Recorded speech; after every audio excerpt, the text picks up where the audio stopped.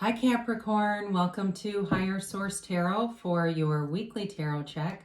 This is for the week of September 27th through October 4th. This is for all Capricorn, Sun, Moon, Rising, and Venus. And as usual, I have to thank all of you for everything you do for the channel, from watching the readings. I appreciate that, to hitting that like button. That definitely does something to YouTube algorithm so that YouTube will show the readings to more people. And also, of course, for subscribing.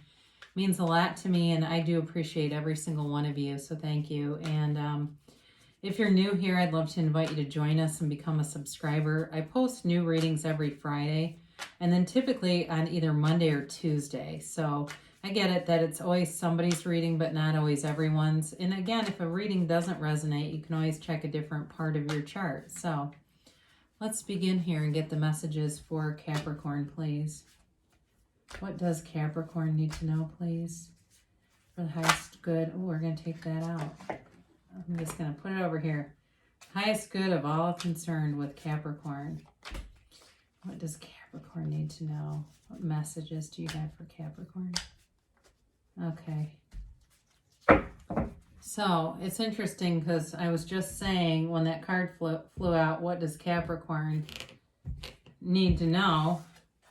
And so you get a new beginning, you get a new chapter, but we're going to talk about that in a minute. But that's a great card to have, right? It's better than, 10 of Swords or something. So we begin here with the Two of Cups. You've got the Tower, the Sun. I like that. The High Priestess, the Nine of Wands, the Hermit, the Death card, and the Page of Wands. Well, all right, you've got two big transformative cards here. I mean, there's definitely a turning point here, and but it's what I like about this is it's like it brings in new opportunities. So there's something here that was not working, and it has to be released in order for you to move forward. So you do have a love relationship here. You do have a soulmate connection, and you've got water, Pisces, Cancer, Scorpio here. You've got Scorpio, of course, in the Death. You've got Leo here. You've got fire, Aries, Leo, Sag. You've got Virgo and the Hermit, and then of course you have Earth with the Pentacles there. So with this Two of Cups, it's a soulmate energy, all right? So you're bringing in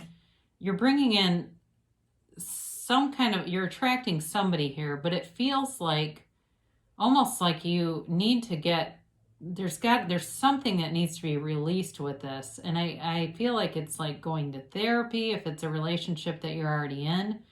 There's some barrier or burden is a better way to say it. There's something very burdensome here that just keeps pressing in. And I don't know if somebody had something really traumatic happen and to their whole family. Like, I almost feel like there was a death or something. And I don't normally talk about that in readings, but it's like there's something weighing this sort of sense of guilt. And it's not betrayal to me, though. It doesn't feel that way. It feels more like something really sad.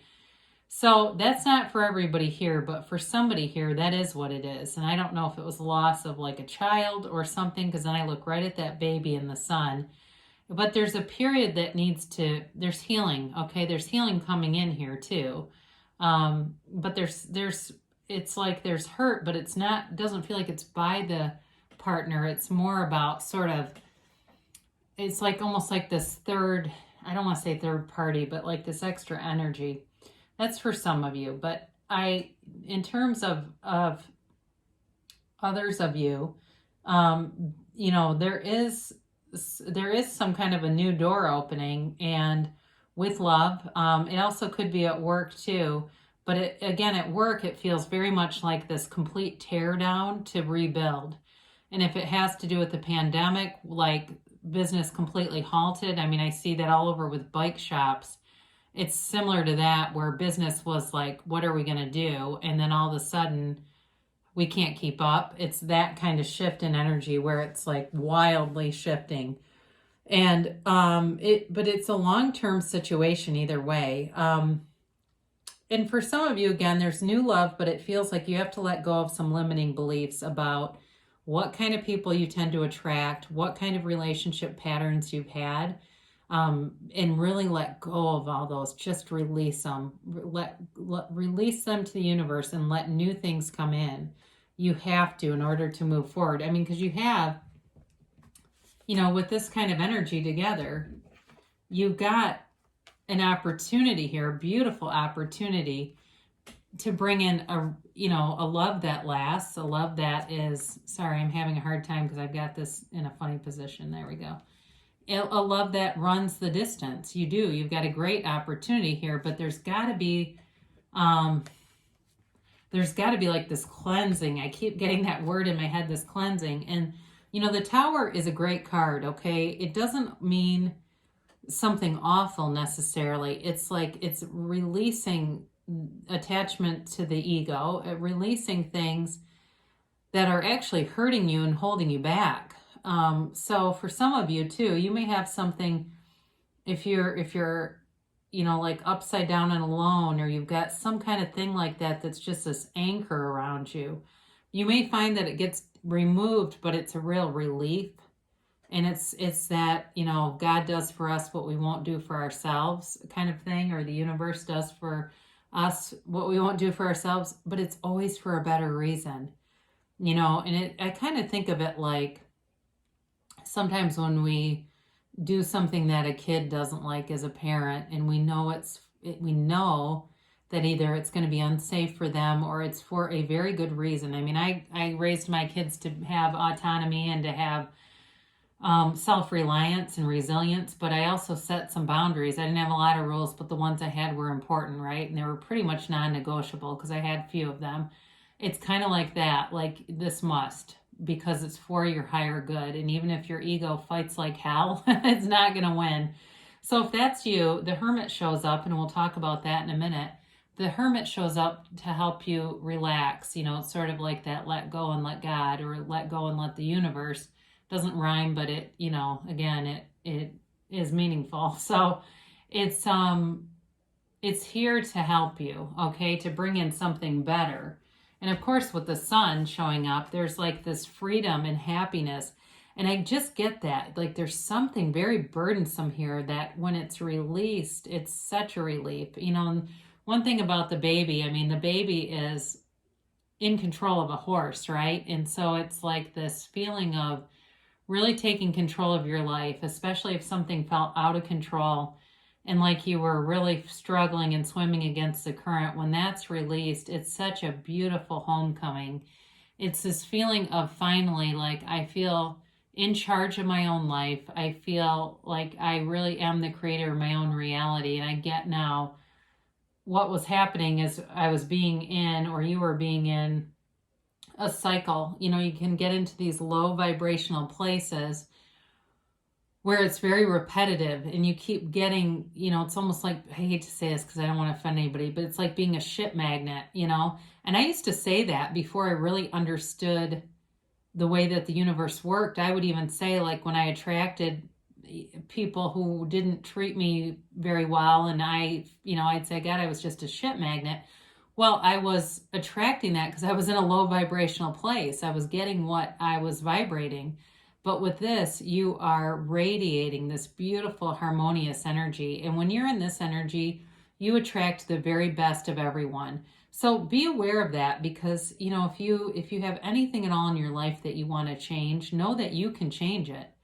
If it's how how people show up in your life, then start saying that. I always attract the very best side of people. Wow, it's amazing. People always go out of their way to try to help me. It's just awesome. It makes life so easy. And I look forward to, seeing my coworker, because I think about how helpful they always are. It's those kinds of things. You can even manifest a good night's sleep. If you're not sleeping well, you can manifest that stuff. So go for it. With the High Priestess, interesting that I was picking that up because it's very passive energy. You got a lot of potential here, but they're telling you do have to take some action. And there's inspired ideas that come in with this energy. It's a sense of knowing.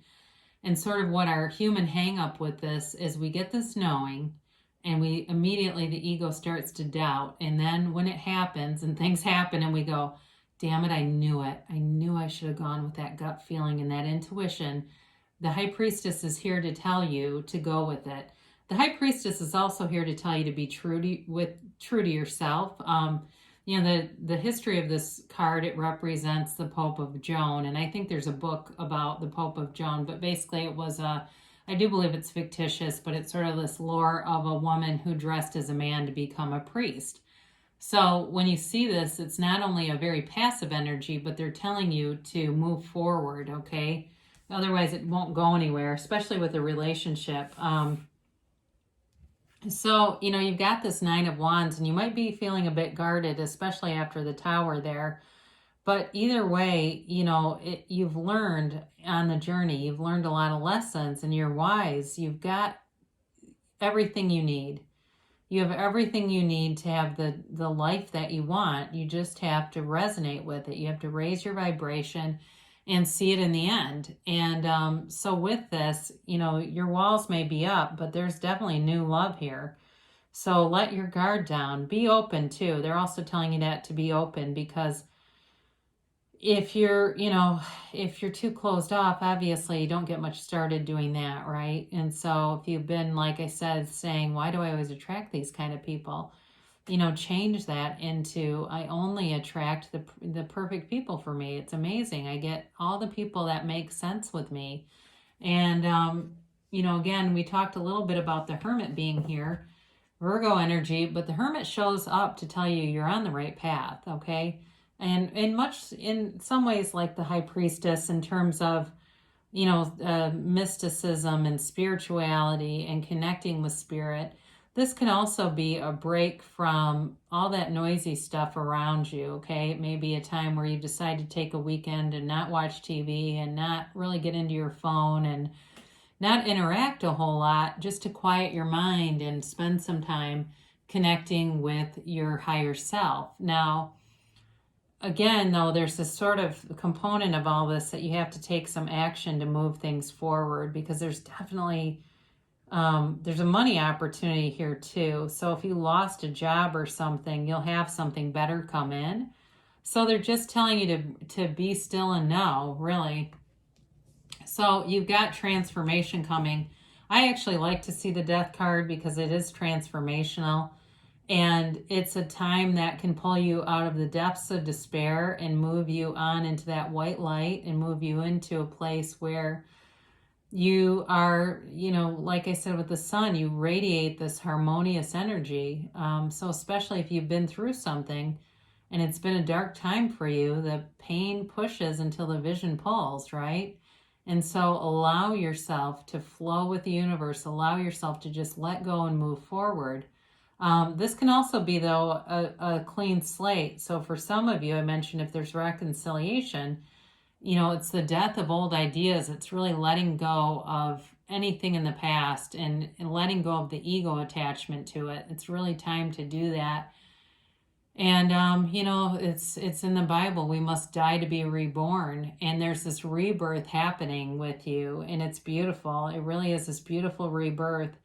And it's not like there was anything wrong with you, okay? I think in anybody's ascending journey, that ascending soul's journey, we have platitudes and vicissitudes in life and in our spiritual condition. And we can go into one of those low places and realize I have to connect with my source. I'm so uncomfortable, right? You know, you start to say, God, I'm so uncomfortable. And the next thing you know, you're connected better than ever before. And that's what I get with this. You know, now you've got the Page of Wands, and this is like this little cheerleader, right? But it's telling you to take action. The Page of Wands is fearless, okay? The Page of Wands kind of doesn't know any better either. I mean, it's a little bit like the Fool, where it's like, you know what, hell, I'm going for it. Go for it, okay? They're telling you to. You've got a new opportunity, and there's a brand new beginning for you, so go for it. So it's really an interesting reading. I mean, I like to see this mix of cards together because it's representative of life, that we do hit these valleys and then we go up. And I do, again, feel like it very much is a reflection of a spiritual journey, though, with this. And growing closer to that unconditional state. And that's really where we can find, we find stability, but we find the most joy because we're not hung up. We're not hung up on what other people think. So let's get a timeline here for Capricorn, please. And a yes, no, maybe. All right, you've got forgiveness, okay? So I mentioned there's something burdensome here for somebody.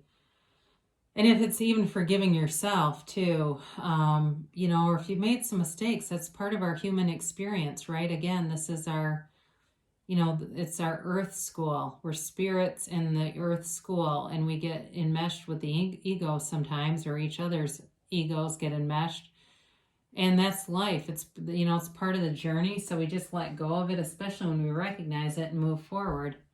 Meditation brings answers. So we mentioned that, didn't we, with the Hermit? They're telling you, and it comes out here too, and I don't get this card a lot, so I do feel like it's important for somebody here to really practice quieting your mind. And it doesn't have to be for long, like 10 minutes a day is plenty.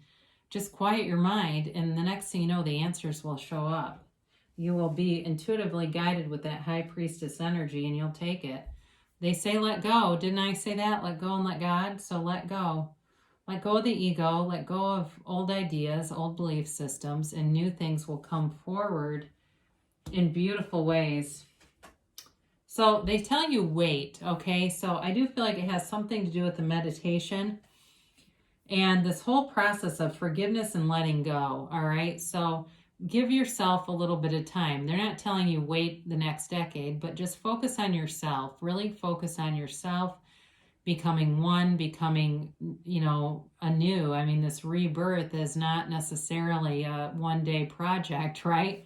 So allow yourself that. And the thing is, you create your reality. So if you're afraid of something happening, like sometimes people get afraid of, well, if I don't act right now, something else is going to happen. They're drawing that into themselves. Nothing's going to happen. It doesn't happen unless you create it. They tell you, this is interesting. They say wait, and then they say don't stop. So I do feel like this has to do with this idea of investing in yourself. Focus on yourself, and that's where the turning point will come.